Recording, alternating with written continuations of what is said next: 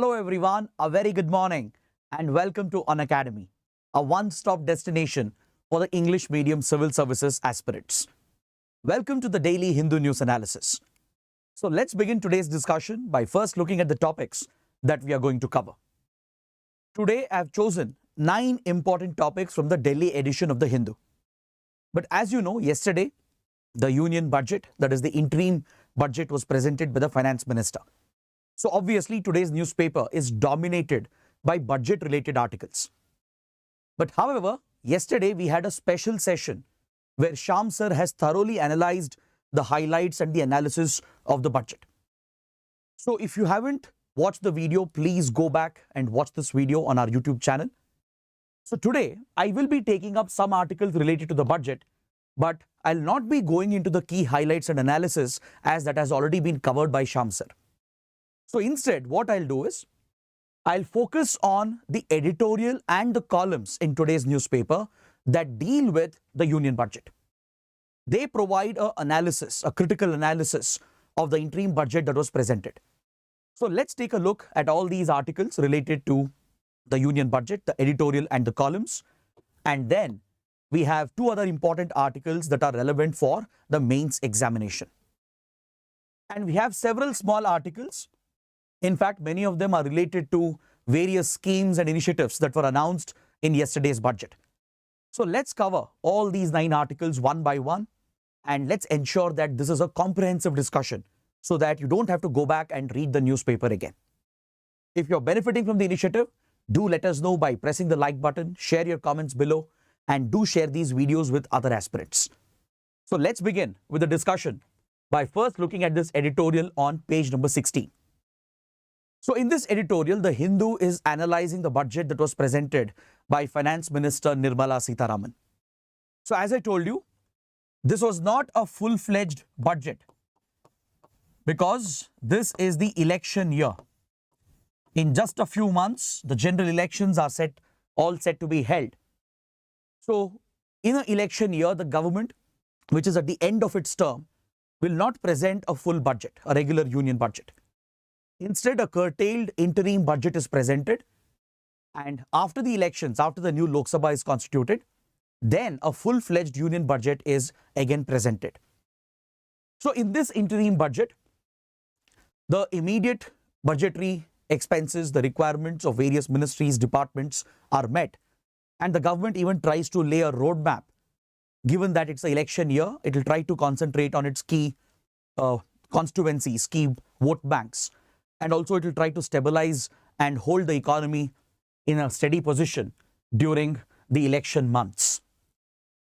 So the finance minister has said that over the last 10 years, the Modi government has faced incredible economic challenges. According to the government of India, according to the finance minister, these were relics of the previous governments that were left behind. The finance minister has alleged that the economic mismanagement in the previous terms has led to legacy issues, and this has been effectively handled by the Modi government over the last 10 years.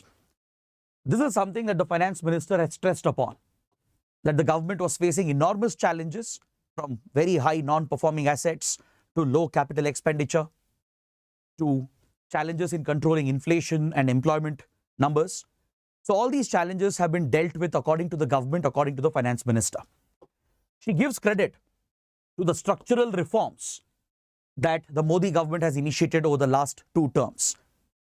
She talks about the pro-people socio-welfare programs that have been implemented by the Modi government. And she says that the government has successfully created opportunities for employment and entrepreneurship in the country over the last decade.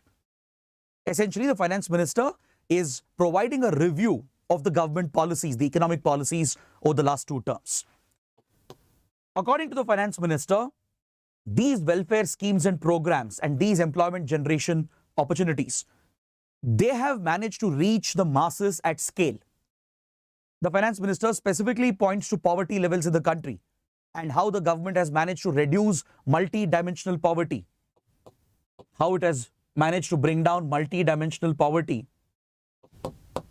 and almost 25 crore Indians who were seen to be suffering from multidimensional poverty, they have been lifted out of these poverty levels. So essentially, the budget is an opportunity for the government as well to present its success, to highlight the achievements of the government. So that is exactly what the finance minister has done, and this presents one side of the argument. Because of course, there will be critics who will point out the gaps and the shortcomings in these government schemes and initiatives. But before we look at the criticism, let's take a look at the macroeconomic outlook that has been brought out through the interim budget. The finance minister has specifically spoken about the fiscal consolidation which is underway over the last couple of years. Because during the COVID-19 pandemic, to support the economy, the government had stepped up its expenditure quite significantly. And if government expenditure goes up, obviously fiscal deficit will shoot up as well. The fiscal deficit targets were relaxed during the pandemic years because the lockdown, the disruption in global supply chains had completely destabilized the economy. Our exports were suffering, domestic demand had collapsed. So at this crucial juncture, the government introduced several measures to support the economy and to revive demand and also to boost exports. So government expenditure had gone up significantly during the period, and as a result, fiscal deficit had shot up way above the targets which are provided under the FRBM Act. So now in the last 2 years, the government is reversing this trend. It is trying to contain the fiscal deficit, because if fiscal deficit remains alarmingly high, this could cause a further destabilization of other related macroeconomic indicators. So the government has put the economy on the path of fiscal consolidation over the last 2 years. It basically means it's trying to bring down its expenditure and trying to increase its revenue. So according to the finance minister, the fiscal deficit has come down to 5.8% of the GDP, which is actually much better than the target that the government had set for itself in the last year's budget. Last year, when the budget was presented, the government had given itself a target of 5.9% with regard to fiscal deficit. But the government has been able to achieve a much better number. There is a 10 basis point improvement, and it has recorded a fiscal deficit of 5.8%. So this has been done by cutting down on capital expenditure. There has been a slight reduction in the capital expenditure by the government. We will have a detailed discussion on what is capital expenditure, because we have a very interesting, very important column, and we will discuss what exactly is capital expenditure and how the Modi government has actually been increasing capital expenditure over the years. But in order to achieve fiscal consolidation and to bring fiscal deficit under control, there has been a slight reduction in capital expenditure, and parallelly the revenue receipts has gone up. And this has helped the government to bridge the fiscal deficit and bring it down to 5.8%. The government has also laid out a roadmap for the coming fiscal. For the coming financial year, the government is aiming to bring down fiscal deficit to around 5.1%. The government is expecting a 14% jump in revenue receipts, which means the government is expecting increased tax collection and increased economic activity, which will generate more direct and indirect taxes, bringing 14% more revenue with regard to revenue receipts to the government's exchequer. The government is also planning a further increase in capital expenditure of around 11%, but this can be offset, or it can be compensated with the jump in revenue receipts. So based on these projections, these estimates, the finance minister has said that we are looking to bring down fiscal deficit to around 5.1% of our GDP. So this presents a very positive picture of the economy, because the government has been able to rein in the rising fiscal deficit. It has been able to stabilize the overall macroeconomic indicators. Inflation as well is not very alarming. It's still within manageable limits. And more importantly, the government has consistently increased capital expenditure over the last 4 years, especially since the pandemic started. And this has yielded enormous results according to the government of India. By increasing capital expenditure, the government has created more assets, more infrastructure. It has increased the capacity of the economy, and this has directly translated to more jobs and employment opportunities according to the finance minister. So this is about the macroeconomic picture presented by the government. Now, let us look at the counterpoint. The editorial acknowledges these achievements of the government. The editorial says that the Modi government has indeed done very well to achieve fiscal consolidation, to reduce capital expenditure while maintaining high levels of capital expenditure over the last 4 years. But however, there are certain pressing challenges and concerns. Currently, the biggest concern is about the slowdown in growth and demand. Most projections are indicating that domestically within the Indian economy, there has been a reduction in demand. Consumption is going down. People are losing jobs. People are finding it difficult to gain gainful employment. Wages, real wages have not really increased. So as a result, overall consumption and demand has been subdued.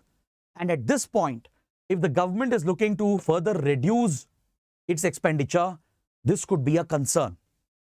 Even though the expenditure levels are higher, the capital expenditure especially has indeed created assets and infrastructure, but compared to the previous level of expenditure, this fiscal, the budgeted capital expenditure is relatively less. In the last fiscal, we saw a 28% jump in capex or capital expenditure from the government. But this time, it's only a nominal increase of around 11% because government is on the path of fiscal consolidation. It wants to rein in the additional expenditure to keep the deficit under control. So the editorial is saying that this is a concern because it appears that there is a slowdown in the economy. It appears that the economy is currently hitting a trajectory where we might see a further slowdown in the coming months.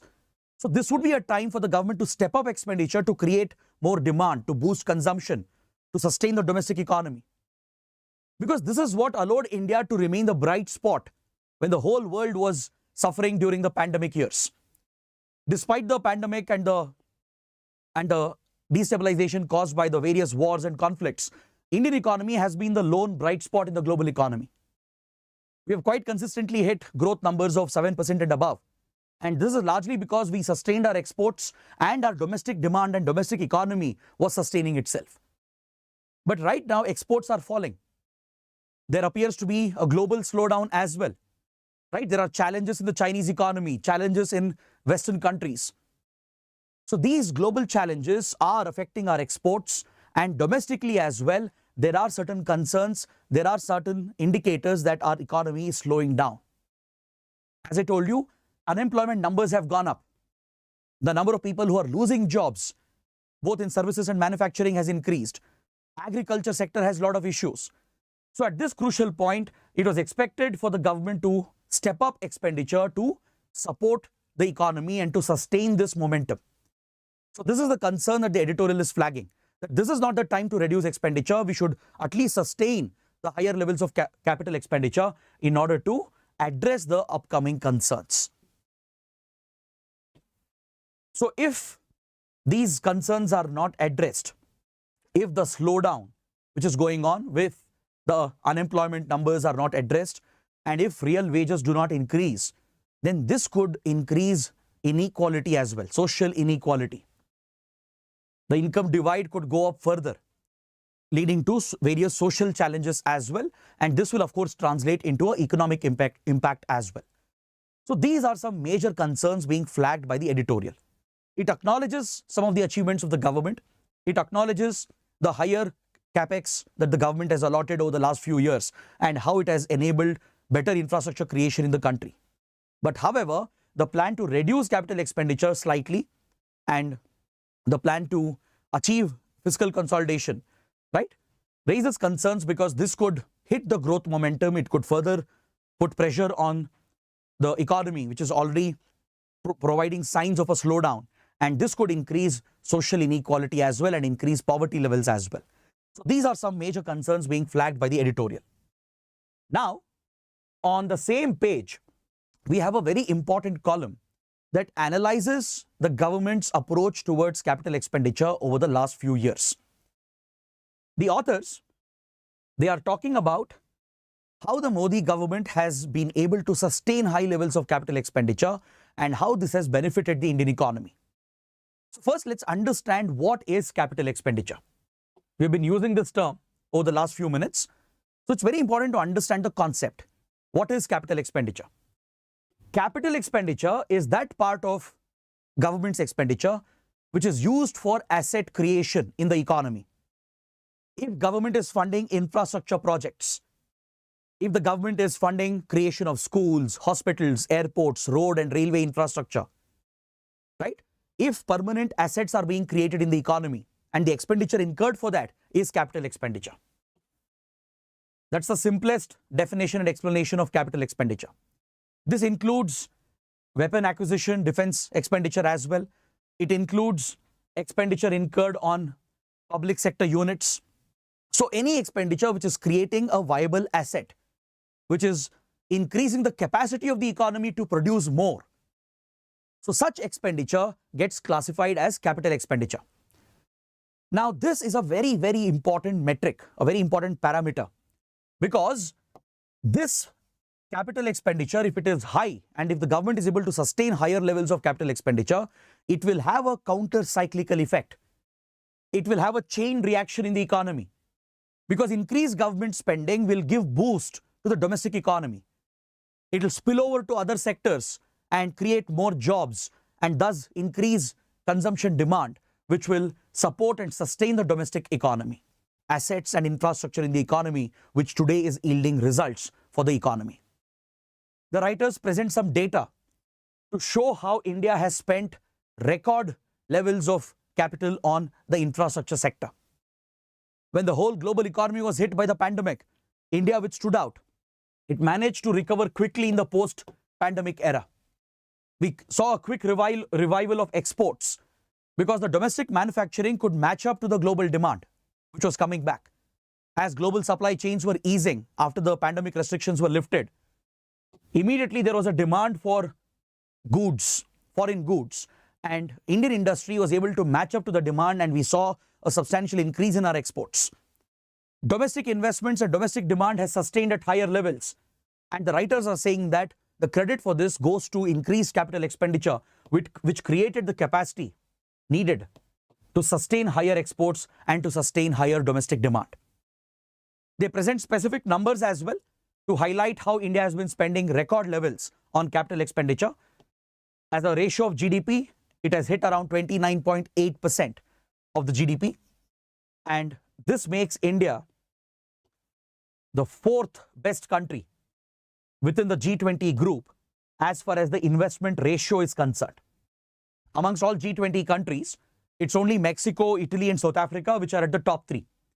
But India occupies the fourth spot when it comes to high investment ratio, and this goes on to show the focus of the government in creating viable assets, long-lasting assets through infrastructure creation.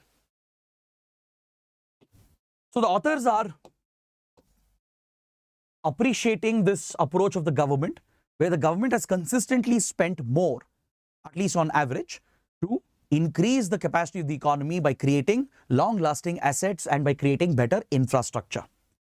Compared to the last few decades and years, the expenditure incurred on capital assets in the last few years has been the highest. It's been at record levels.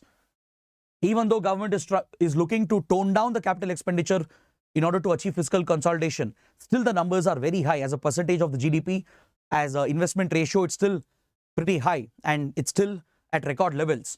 And this is what helping India to sustain its consistent growth levels. So in this year's budget as well, you will see that some major infrastructure initiatives have been announced. We are going to discuss a few of them in the later part of the session. For example, the government has announced 3 major economic rail corridors to improve logistics, to promote the movement of energy supplies, minerals and cement, to improve port connectivity, and also to provide better connectivity between densely populated areas. So these rail corridors will go a long way in improving connectivity and transportation, and it will bring in logistics efficiency. These are being taken up under the PM Gati Shakti program, which is a flagship program of the Modi government to boost infrastructure in the country. Then even with regard to defense expenditure, there is focus on indigenization to make India Atmanirbhar or self-reliant. So accordingly, you see a higher allocation in terms of defense capital expenditure as well. Even for the rural agrarian economy, sufficient allocation has been made, and one example is a scheme to build 3 crore rural houses under the Pradhan Mantri Awas Yojana Grameen component or the rural component. Under the rural component of the scheme, 3 crore rural houses are going to be built, and this points towards higher capital expenditure, which is creating long-lasting assets in the economy. But however, there are few other experts who disagree with this assessment. Rather, they have a counterpoint. There are 3 columns on page number 17, which presents a critical view of the budget. It's important to take a look at both sides of the argument. Now we have seen the achievements, we have seen the positives. So let's take a look at the shortcomings which are being pointed out by several experts. In this article written by R. Nagaraj, a top economic expert, he also praises the Modi government for higher capital expenditure over the last few years. He acknowledges the fact that there has been increased expenditure on infrastructure and asset creation. This has definitely helped the economy. But however, he is pointing out that the government is ignoring high levels of unemployment, which is being recorded in the last few years. The government is not paying attention to the wage levels in the country. The real wages have not gone up. Wage growth has been minimal or in some cases negative, and specific sectors are suffering from serious deficiencies. Especially in manufacturing, there are major deficiencies despite all the programs and initiatives that have been launched. Is pointing towards India's continuing dependency on China. Imports from China remain unsustainably high, and the trade deficit with China has been widening over the last few years. So this remains a weak spot in the Indian economy. So these are some red flags being raised by the writer, by the expert, is pointing out that the high unemployment levels is not being addressed. The slowdown, the general slowdown being seen in demand and consumption is not being acknowledged by the government, and wage growth has been almost stagnant or negative. Plus, there are deficiencies in major sectors, especially in manufacturing, which has increased our dependency on China. So these are some major risk factors which are flagged by the expert. Next, in another column on the same page, R. Ram Kumar, another leading expert from the Tata Institute of Social Sciences, he talks about the agriculture sector. He evaluates the agriculture component in the interim budget, and he raises several valid points. He raises some major concerns. He points out that the rural agrarian economy has not been given enough focus. You don't see a substantial increase in the agrarian budget, and MSP prices have been kept stagnant. The minimum support price, which is crucial to increase farmer income and to support farmers to cultivate certain crops, these prices have been kept almost stagnant. There is no increase in that. Then schemes focusing on agriculture and rural areas, they have received a low priority in the budget. If you look at Manrega, for example, which has been a driver of rural demand and rural job creation, Manrega budget has been slashed. It's been cut. This is happening consistently over the last few years. So that is a concern the writer is flagging. Because Manrega, right, despite all the criticism it has faced, it has been able to create demand in the rural economy, especially when agriculture has failed. Farmers have been able to rely on Manrega scheme, which provides for guaranteed employment, right, and guarantees certain wages, which has sustained the rural economy and sustained rural demand. So the slash in budget of Manrega and other related rural and agrarian schemes is a concern according to the writer. If you look at fertilizer subsidies and food subsidies, there has been a slight reduction in these subsidies. If you look at the fisheries and animal husbandry sector, the government was talking about blue revolution in fisheries, but the budgetary allocation is very minimal, and that is a concern flagged by the writer. Even the PM Kisan cash transfer scheme, which was launched as a major initiative by the Modi government, has not received any substantial allocation. There is no major increase in allocation for PM Kisan scheme. So this shows that the government is, in a way, not focusing on populist measures, or it's not coming out with initiatives deliberately to please farmers or the rural electorate.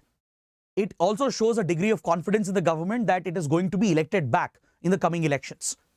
Because otherwise, this is an opportunity for governments to please their vote banks, to please their constituencies by announcing populist schemes and measures. But the government has shown an approach towards consolidation, towards reducing expenditure. These are economically sound policies, but however, you need to keep in mind the social impact and the social consequences, especially in the rural agrarian sector. So that is a concern the writer is flagging. Then finally, we have another important column written by Deepa Sinha, another economics expert.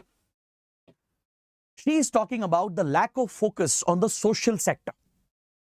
Social welfare schemes have not received adequate priority according to the writer in this interim budget.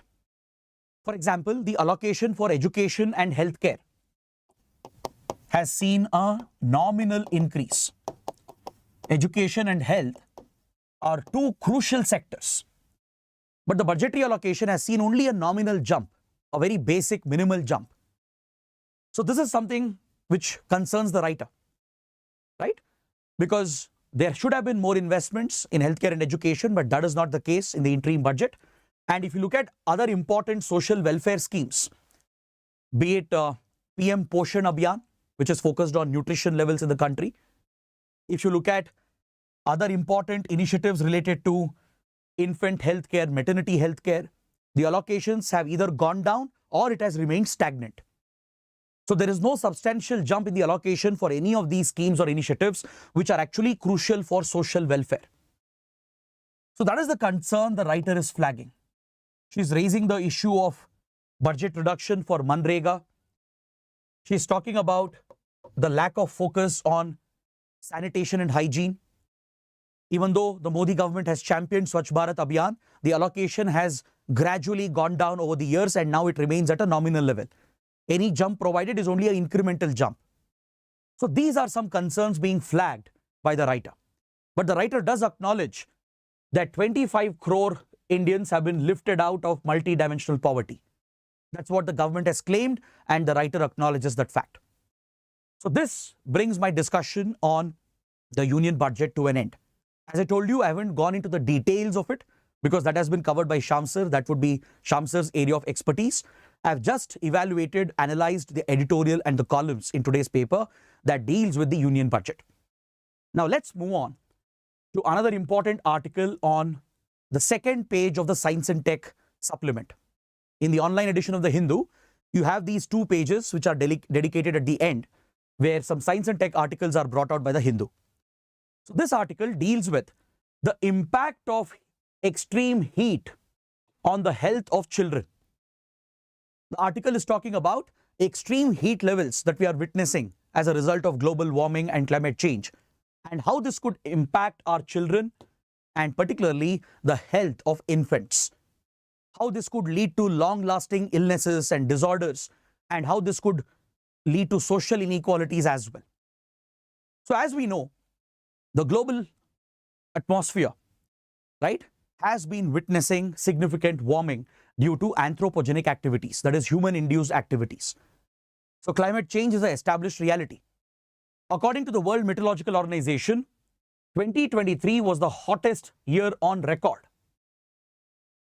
According to the Intergovernmental Panel on Climate Change, global average temperatures have already increased by 1.1 degrees Celsius compared to pre-industrial levels. Under the Paris Agreement, our goal is to limit the rise in average temperature to under 1.5 degrees Celsius by the end of the century. And we are already hitting a rise in average temperature of around 1.1 degrees Celsius. This might even touch 1.3 degrees Celsius by 2050. So this alarming increase in global temperature is a major concern, as this is leading to extreme heat conditions, including heat waves. Heat waves have a deadly impact on the society, on the economy, on the population. They can not only trigger other secondary disasters like forest fires, but they also contribute directly to an impact on human health, especially on the health of children. So that is exactly what the article is focusing upon. Because a child's physiology is not tuned, it's not capable of dealing with extreme heat stress conditions. If you look at the bodily functions, the physiology of an infant and compare that with an adult, there are some stark differences that come up, especially with regard to regulation of internal core body temperature. In an adult, there is a well-developed system, a neurological circulatory system, which is very well developed, which acts as a moderator. It has a modulating influence on the internal core body temperature, even when our bodies are exposed to high heat conditions. But that is not the case with children. Children have a very poorly developed internal temperature regulation mechanism. The physiology is not well developed. So this makes them more prone and vulnerable to suffer from extreme heat. This could actually cause more illnesses. It could increase infant mortality rate amongst children under the age of 5 years. Exposure to extreme temperature can even affect pregnant women. Starting right from pregnancy, the fetus could be affected. The physiological functions, the brain development, organ development and organ functioning, blood supply, they could all be affected right from pregnancy to birth and early childhood development. So this could lead to various disorders, deficiencies and health conditions, and it could have a detrimental impact even on the mental and behavioral health of the child. So that is a serious concern which has been flagged by a recent study. In fact, this article, it is based on the findings brought out by a scientific paper that was recently published. This group of researchers, they specifically focused on the impact of extreme heat on the development of a child. So they have pointed out that extreme exposure to heat in the coming years will make our children more vulnerable to diseases, disorders, etc. It will affect their mortality rates, it will affect their mental and behavioral well-being, and of course, it will compromise their physical and physiological functioning as well. So this in turn could lead to social inequalities, because climate change, global warming will affect the availability of nutrition. It will affect food security, the quality of air and water. So this will increase the poverty levels as well, and children from the underprivileged classes, they will suffer more as compared to children from the privileged classes. So you will witness a widening of the social divides, right? Especially with regard to children's health as a direct result of global warming and climate change. Now let us understand the process involved over here. What is the impact of extreme heat on a child's health? This could come as a mains question or even as a prelims question. As I was explaining, young children, infants and even adolescents, their bodies are not well developed. The internal heat regulation system is not well developed. If you look at adults, right, we have a well developed internal heat regulation system. Now, the moment we are exposed to a heat condition, right, what is the reaction of the body? The physiological function of our body changes. There is an entire brain physiology that works. There are heat sensitive nerve cells. There are heat sensitive proteins in every cell, right, that detect the rise in your internal core body temperature. And to throw out the excess heat from your body, what does the body do? It basically pushes the blood, transferring the heat towards your exterior, towards the skin. Then through sweating, right, which evaporates through your skin, the excess heat is thrown out from your body. So this mechanism is a well-built physiological system connected with your brain functioning and your circulatory system as well.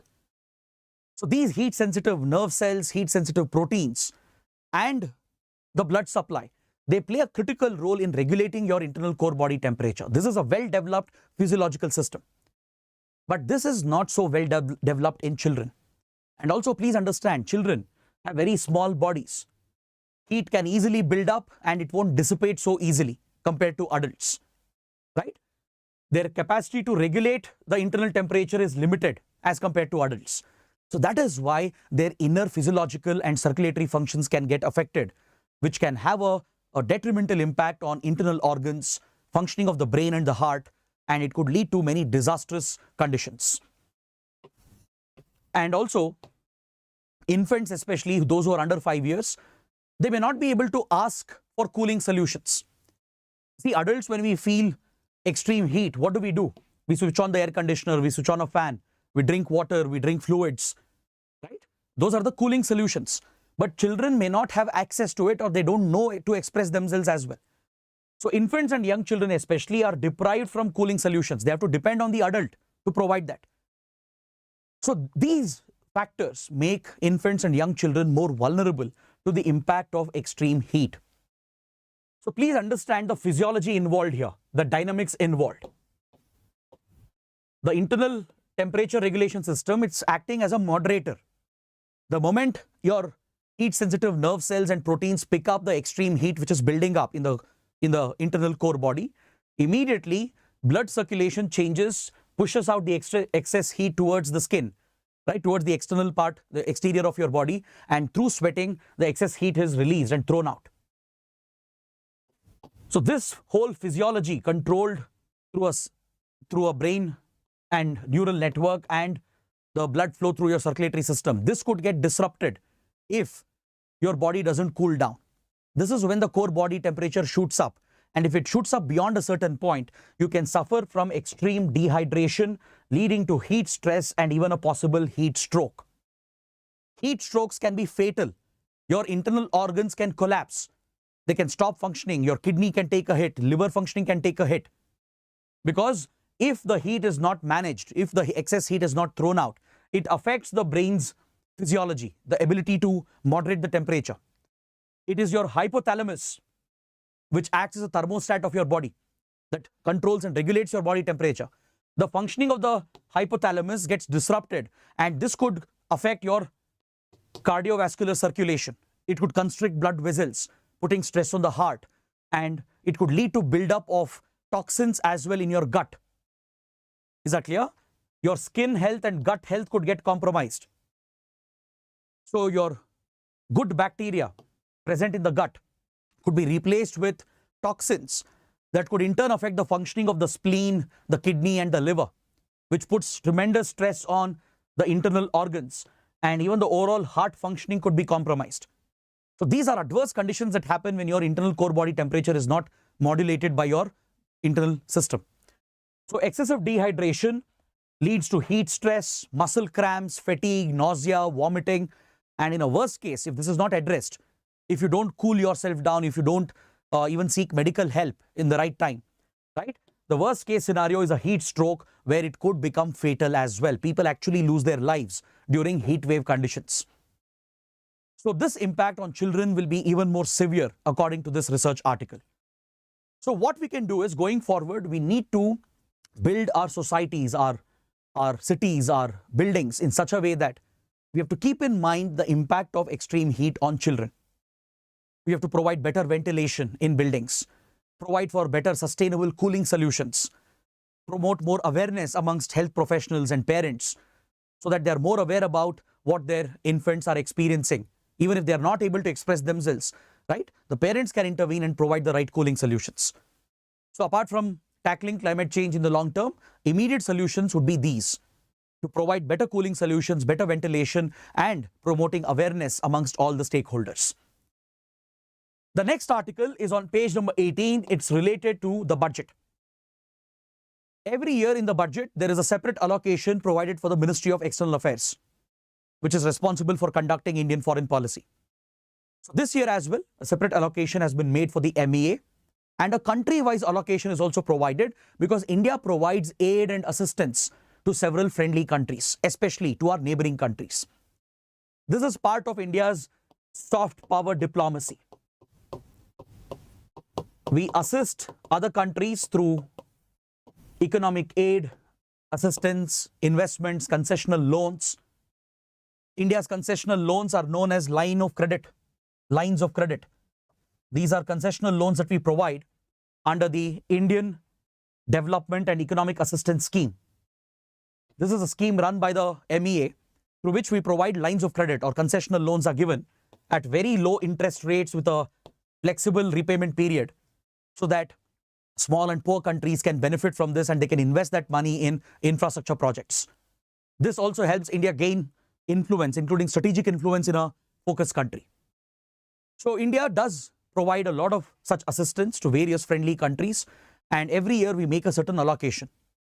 So this year as well, allocation has been made to most of our neighboring countries and other focus countries. So let's take a look at what kind of budgetary allocation do we provide in our foreign policy.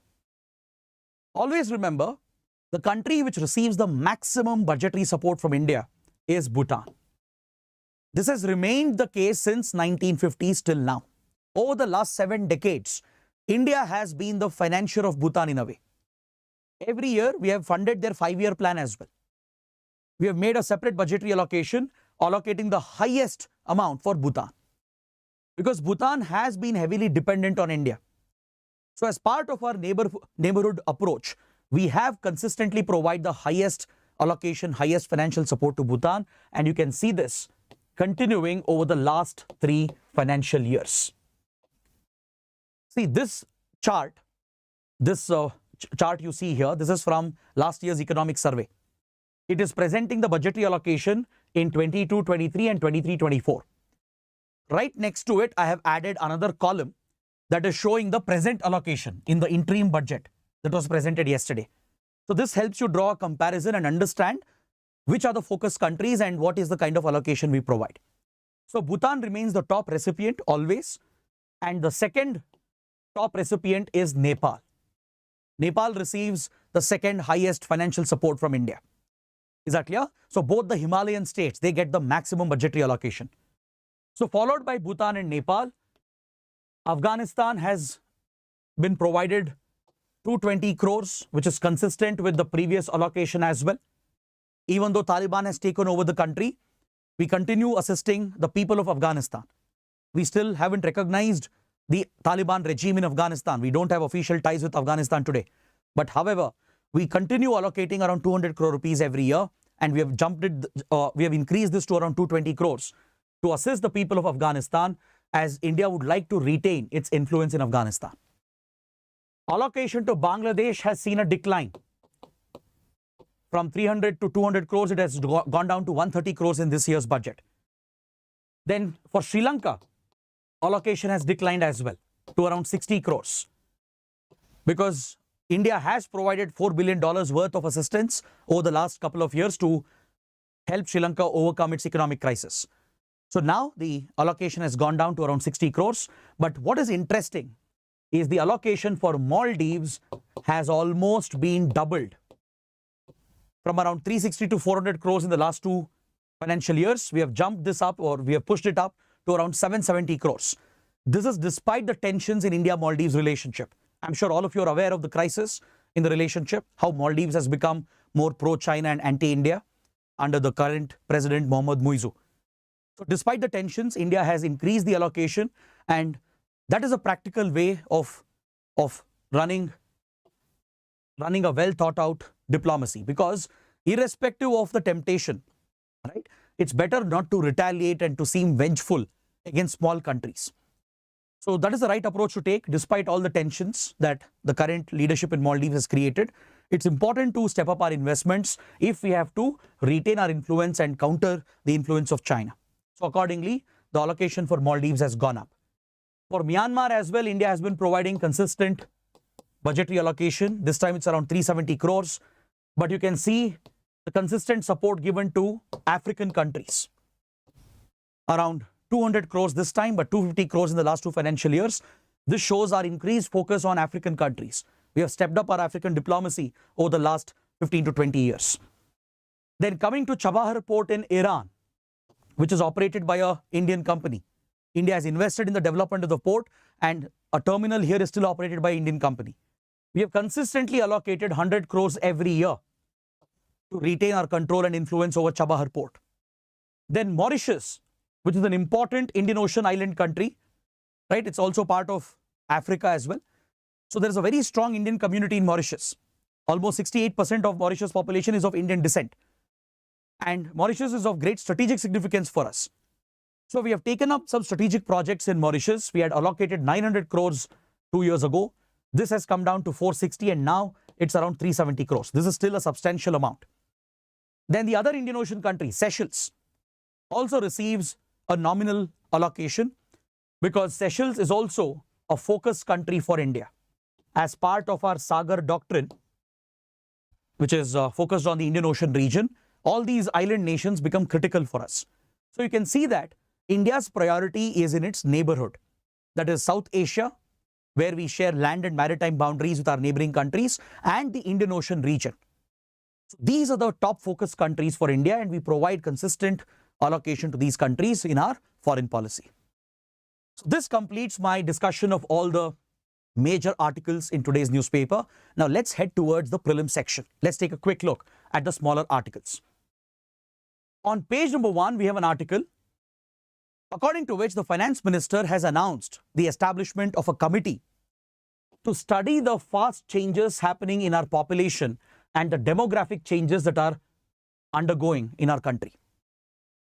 The finance minister has said that India has become the world's most populous nation. We have overtook China as well, right? So there are concerns about India's population growth. At the same time, there are certain demographic changes that the government is concerned about. On the other hand, census has been postponed. Census has not been held since 2011. It was first disrupted by the pandemic, and since then, the government has not shown any proactive interest to conduct the decennial census. In the budget as well, no such allocation has been made for a census. So it's unlikely that a census will be held in the next 2 years. It's highly unlikely. So given that there is no census data since 2011, and given that the government has certain concerns about the demography and the population, it has set up a committee. It is looking to set up a committee to focus on the demographic changes which are underway in the country. The finance minister has also said that especially in the border areas, there are certain adverse demographic changes which are happening due to entry of illegal migrants and refugees, which could hamper our security situation as well. That's what the government is claiming. So to get an estimate of the population changes and demographic changes, a committee is being set up. And in this update, the finance minister also refers to a very important metric called TFR, total fertility rate. When it comes to population growth, population measurement and demographics, this is a very, very important indicator. You should know what is total fertility rate or TFR. So this could be a potential prelims question. TFR is nothing but the average number of children a woman will have in her lifetime. Is that clear? The average number of children a woman is going to bear in her lifetime. That is total fertility rate. Now, there is something called replacement level fertility, which is at 2.1. Replacement level fertility, it means the existing generation can replace itself by having an average of 2 children. That is to replace the parents, to replace the father and the mother. So if the total fertility rate is 2.1, this is considered as replacement level fertility. If the fertility rate in the country is 2.1, that is if every woman is on an average having 2.1 children statistically, then this provides for replacing the current generation with another generation, which means your population will remain stable. Is that clear? So under India's population stabilization program, our goal is to achieve a TFR of 2.1, to achieve replacement level fertility by 2025. Many states have already achieved the target, and actually their fertility rate has gone down below this. There are certain states where the fertility rate is already below 2. It's somewhere between 1.5 to 2, which means those states are going to witness a population decline in the coming years. Some states which still remain above replacement level fertility, even they are focusing on bringing down their fertility levels. So it's very important to keep the population stable. There shouldn't be a substantial increase or there shouldn't be a sudden decline. Both would be adverse conditions, right? In certain backward states, the TFR remains higher in the range of 2.5 to 3, which means those states are still suffering from high population growth. But states which are seeing a population decline, even that is a concern. So to achieve stabilization, you need replacement level fertility, which is 2.1. Is that clear? So if your TFR is 2.1, it is replacement level fertility, which allows for the current generation to be replaced by the next generation. Next, on page 4, the budget has referred to some important health-related schemes. In the budget, certain allocations have been made for Asha and Anganwadi workers because they play a critical role in infant and maternity healthcare, in implementation of various healthcare schemes focused on children and pregnant women. ASHA and Anganwadi workers, they play a critical role. So they are being brought under the health cover of Ayushman Bharat. That is the announcement made by the government. ASHA and Anganwadi workers will also be covered under Ayushman Bharat, under the Pradhan Mantri Jan Arogya Yojana, to promote their health levels. Apart from that, there is only a nominal increase in the health budget. But for us, the important point here in this article is the mention of some important government initiatives, such as the UWin platform and Mission Indradhanush. These two have been mentioned in the budget document, and this could be very important for your prelims. So what is UWin portal? This is basically a digital vaccination portal. Remember, during the COVID-19 pandemic, when COVID vaccines were rolled out, a portal was launched, a digital platform was set up called the CoWin portal. I'm sure all of us would have downloaded the app or logged into this portal and registered ourselves, our family members, to get the COVID vaccines, right? So this was a digitized record of your vaccination program. You could book an appointment, you could track the status, you could know when you got vaccinated. Your vaccination certificate is also digitally available on the portal. So this was the digital vaccination platform that was created during the pandemic, which was the CoWin portal. So based on the success of this portal, a much wider digital platform has been created called UWin to cover all vaccinations in the country, especially the ones focused on women and children. Because there are many preventable diseases, the country's health can be improved by ensuring that children and women are brought under 100% vaccination coverage. The challenge is in registering the children and women to receive their vaccines, in keeping track of the cycles, right? You have to get the second dose or the third dose within a given date, and keeping track of the certificates. This was always a cumbersome process when done manually. So digitization of this has helped, and based on the success of CoWin portal, the UWin portal has been set up. It's basically a digital database and a portal where the whole vaccination program is being tracked and digitized. So people can register on the portal for the next round of vaccination. They can track the scheduled vaccinations which are coming up. The vaccination cards are available, right? Government has reliable data as well regarding vaccination coverage. So this platform is called the UWin portal. Now coming to Mission Indradhanush. It was launched in 2014 by the Ministry of Health and Family Welfare under the Universal Immunization Program. There are around 12 vaccine preventable diseases which are covered under Universal Immunization Program. But the problem was that under the program, there were many who were getting left out.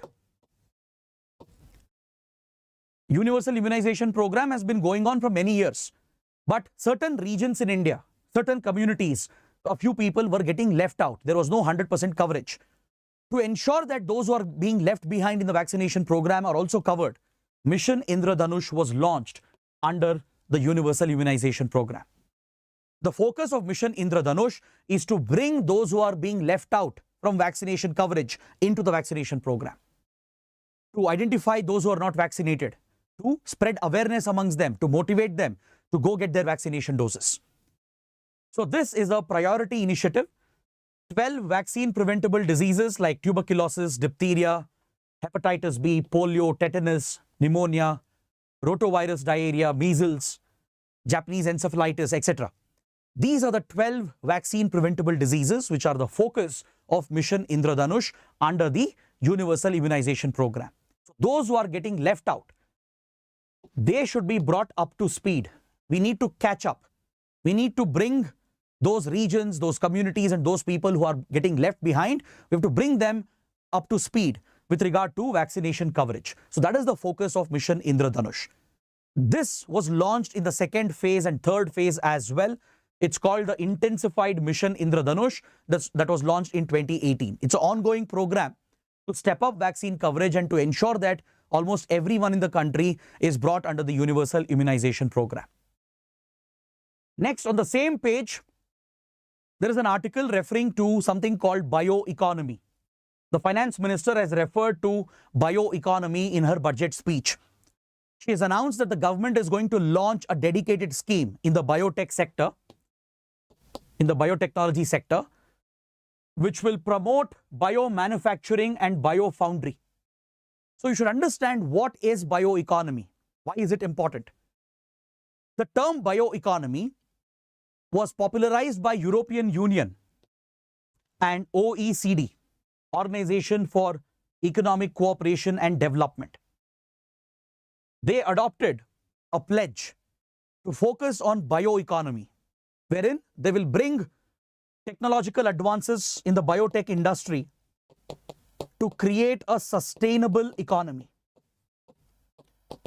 Essentially, you will rely on biological resources, you'll rely on biological knowledge, you'll rely on biological organisms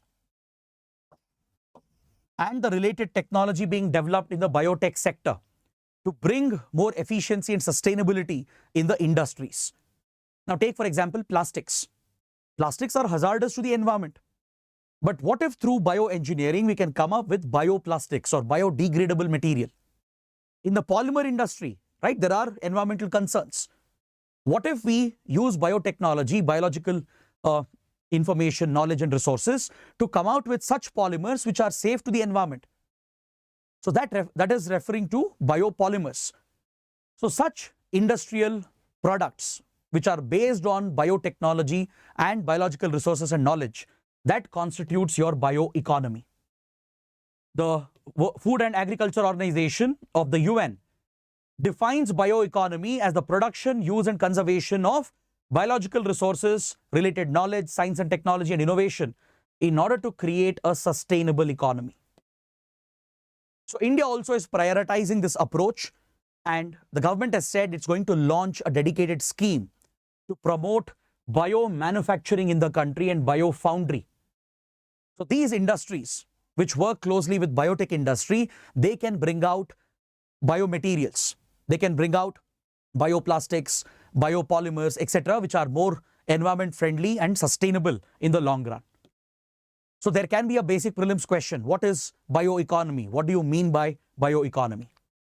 Next on page 5, there's another budget related article referring to the rooftop solarization program that has been announced in the budget. Just a few days ago, Prime Minister Modi announced this initiative and it has already been included in the budget by the finance minister. So through rooftop solarization, the government is looking to promote the installation of rooftop solar panels in 1 crore households. So this will increase the installed solar capacity in the country. It will benefit the families as well. They will get 300 units of power free a month. Whatever surplus is generated, they can sell this to the distribution company. So each family can save up to 15 to 18,000 rupees per year through this solar scheme. It's a rooftop solarization initiative where the government will subsidize the installation of solar panels on the rooftops of your houses. So 1 crore households will be covered. See, right now when it comes to rooftop solar power, India has a total installed capacity of 11 gigawatts. If you take all the buildings in the country and if you estimate the rooftop solar connections in India, the total installed capacity is 11 gigawatts. Out of this, around 2.7 gigawatts is coming from households, from private houses. The rest of it is present in industries, commercial buildings, etc. So they contribute more with regard to rooftop solarization. Commercial buildings, factories, industries, they have a larger installed capacity. Households account only for 2.7 gigawatts. But with this initiative, 1 crore households will be covered with solar panels, and this will boost the installed rooftop capacity of solar energy in the country. This is again a step towards clean renewable energy. The budget is also promoting offshore wind projects. Offshore wind farms are being encouraged. The government is setting up a viability gap fund to encourage the private industry to set up offshore wind farms. Since setting up these wind farms are very expensive, it's capital intensive, government will support these private initiatives through a viability gap funding. So whatever financial gap arises in these projects, that will be filled by the government to the extent it's viable, and the government will directly back these private players to step up offshore wind projects in India's seas and oceans. So these are some important renewable energy projects that have been announced. And another big announcement is the 3 economic railway corridors announced by the finance minister. As part of increased capital expenditure and infrastructure creation, the government has made a very, very big announcement. 3 dedicated economic rail corridors are going to come up. One for energy, mineral, cement transportation.